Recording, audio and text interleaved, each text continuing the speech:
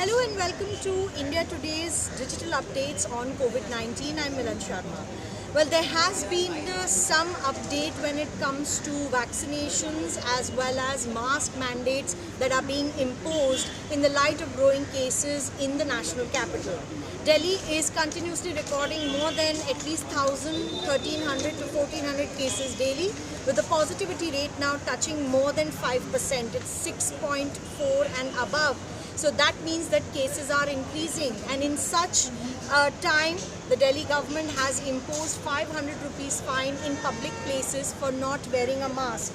Well, people around me right now in Connaught Place are not clearly following this rule, but if the civil defense volunteers were to look at people who are not wearing a mask, there is a challan for 500 rupees. But at the same time, the Supreme Court has also come down heavy on the government for imposing vaccination. In fact, in the latest Supreme Court observation, they have said that no individual can be forced to get vaccinated, and the right to bodily integrity of a person under Article 21 of the Constitution includes the right to refuse to get vaccinated.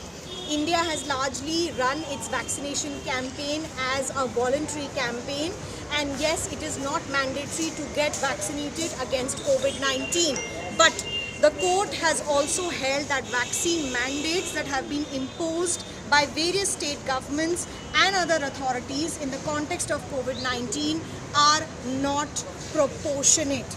And the court has said that the government needs to put on record to show that the risk of transmission of COVID-19 virus from the unvaccinated persons are higher than vaccinated persons. Now, the government essentially will have to put forward some data that unvaccinated people are risky people who can spread the infection to those who are vaccinated as well, and is there a relation between the spread of infection? In the recent update that has come forward from the INSACOG, that's the consortium of laboratories that checks for genome sequencing of variants, the XE variant has been confirmed in India. Remember that two variants of new region of Omicron were noted, one in Maharashtra and one in Gujarat. The Maharashtra variant that was reported from Mumbai is not XE but a recombination of BA1 and BA2. But the Gujarat variant has been confirmed as an XE variant by the consortium of laboratories that checks for genome sequencing. But INSACOG has said that there's no need to panic because there's no evidence to say that the treatment for those who have an XE variant confirmation infection is any different from the treatment that is already being followed for COVID-19. So there's no difference essentially. It doesn't matter if you're infected with the Omicron or XE variant because the line of treatment for COVID is still essentially the same, which is why India is tracking variants at the moment. The WHO has made BA.4, BA.5 variants of interest, but they're also saying that they have the potential to bring forward another wave.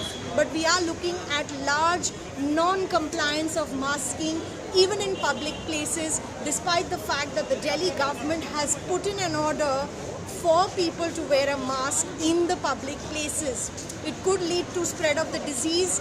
It could lead to the fourth wave coming in once again in the country, but lesser can be said at this moment because testing numbers also need to increase. If you don't test yourself, perhaps you will not know if you are infected with the Omicron variant. But at the same time, the government does not want the schools to shut because students have now started going to schools.